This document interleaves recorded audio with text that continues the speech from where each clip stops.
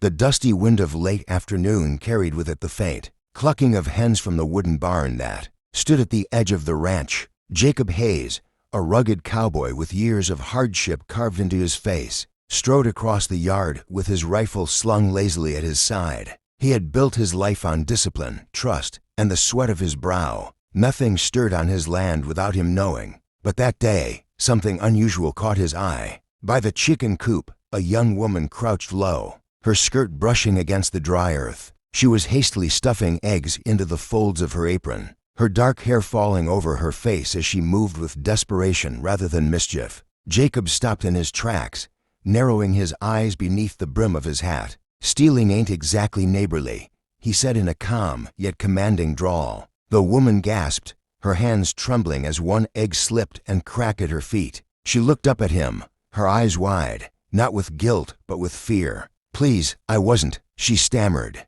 clutching the remaining eggs close to her chest like treasures. Jacob shifted his weight, the sun burning orange behind him, painting him like a figure of judgment. He had caught thieves before, men with greedy eyes and lying tongues. But this girl was different. Her dress was worn, patched too many times, and her boots barely held together. Her cheeks were hollow, not from dishonor but from hunger. He tilted his head. "You hungry, miss? Or just foolish?" She swallowed hard, her lips trembling. "My little brother, he hasn't eaten since yesterday. We had nothing left. I didn't mean to. I thought no one would notice." Her voice cracked, and Jacob felt a tightness in his chest he hadn't felt in years. He lowered his rifle, planting its butt in the dirt. For a long moment, he studied her, the weight of silence heavy between them. Finally, he asked, "What's your name?" "Clara," she whispered, shame coating the word. Jacob exhaled slowly. He wasn't the kind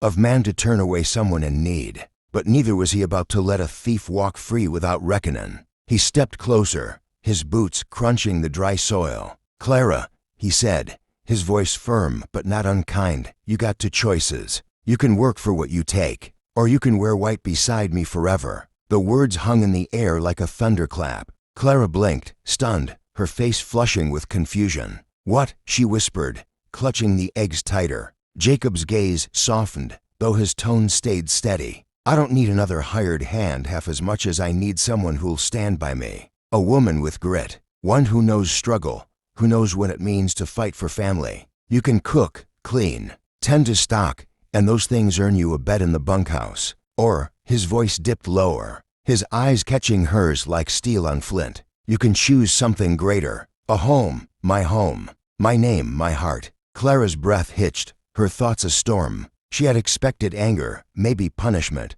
but not this, never this. Her world had been nothing but abandonment and hunger. And yet here stood a man offering her not just mercy, but a future she had never dared dream. Why me?" she asked, her voice barely audible. Jacob took off his hat, running a hand through his sun-roughened hair. "Because when I look at you, Clara, I don't see a thief. I see someone strong enough to risk everything for the one she loves. That's a woman worth keeping." Tears welled in Clara's eyes, blurring the setting sun behind him. For the first time in years, she felt seen not as a burden, not as a mistake, but as someone of value. Slowly, she lowered her hands, setting the eggs gently back into the crate by her feet. "I'll work," she said softly at first, then firmer. "I'll work as long as it takes to earn your trust." Jacob nodded, a faint smile curving his lips. "Fair enough, Clara. But trust me when I say you already got more of it than you realize." And with that, he extended his hand, large and calloused from years of labor. Clara hesitated, then placed her smaller hand in his, the warmth of his grip chasing away the cold of her fear. The sun dipped lower, painting the ranch in gold as to strangers, stood on the edge of something greater than either had expected. It wasn't the eggs that mattered anymore, it was the choice, the chance, the hope that maybe, just maybe, love could be born from the dust of desperation. And as their silhouettes stood against the wide horizon, the story was just beginning. A cowboy who had lost faith, and a woman who had nearly lost everything, finding in each other the promise of forever. The next morning, the golden rays of dawn spilled across the wide open plains, casting a soft glow over the weathered wood of the ranch house. Clara stirred awake, her heart still restless from the weight of Jacob's words the evening before. All through the night she had turned in her narrow bed, torn between disbelief and hope, between fear of another cruel disappointment and the whisper of a chance at a future she had never dared imagine. As she tied her hair back and stepped into the crisp morning air, the scent of hay and the gentle clucking of hens reminded her of where she stood, no longer on the outside of survival, but on the edge of something far greater. She busied herself with gathering eggs in her apron, her fingers trembling slightly not from the work but from the storm inside her. It was then that Jacob appeared,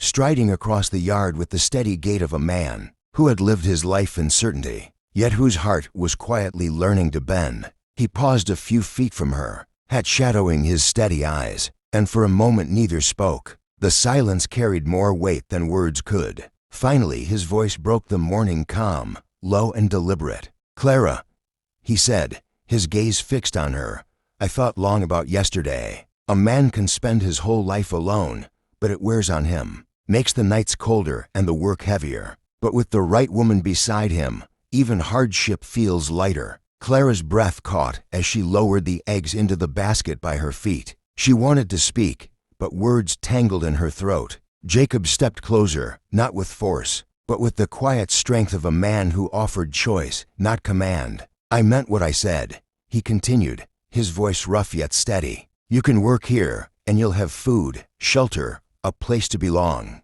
That offer stands, but if you feel it in your heart, if you're willing to take the chance, then I want you as my wife. Not out of pity, Clara, but because I see in you the kind of courage most men spend their lives looking for. I see a woman who fights for family, who doesn't quit even when the world turns its back. That's the kind of woman I want beside me." His words sank deep, pulling at the fragile parts of her soul that had longed for a place to rest. Clara's eyes welled as she finally lifted her gaze to his. "I don't know if I'm strong enough to be what you need," she whispered, her voice trembling. "I've lost too much. I've been left behind before. I don't know if I could bear losing again." Jacob's chest tightened, and for the first time he removed his hat, holding it against his chest. His eyes softened, showing her not the unshakable cowboy but the man beneath. "Clara, I can't promise there won't be storms, but I can promise you won't face them alone. If you stand beside me, I'll stand beside you, always." The truth in his voice struck her like sunlight breaking through clouds. For years, she had known only hunger, abandonment, and struggle. Yet here was a man who offered not riches, not ease, but something far more precious: partnership, trust, and a home of the heart. Slowly, with trembling hands, Clara set the last egg down in the basket and stepped closer, the dust soft beneath her boots. Her eyes locked with his, and though her lips quivered, her words were firm. "Jacob, I'll wear white beside you. If you'll have me, I'll be yours." A silence hung for the briefest heartbeat. Then Jacob's rugged face broke into the faintest, truest smile she had ever seen. He reached out, his calloused hand enveloping hers, grounding her fears and lifting her spirit all at once. "Then it's settled," he said softly, as though sealing a vow with the very earth beneath their feet. "From this day on, you're not just surviving, Clara, you're living.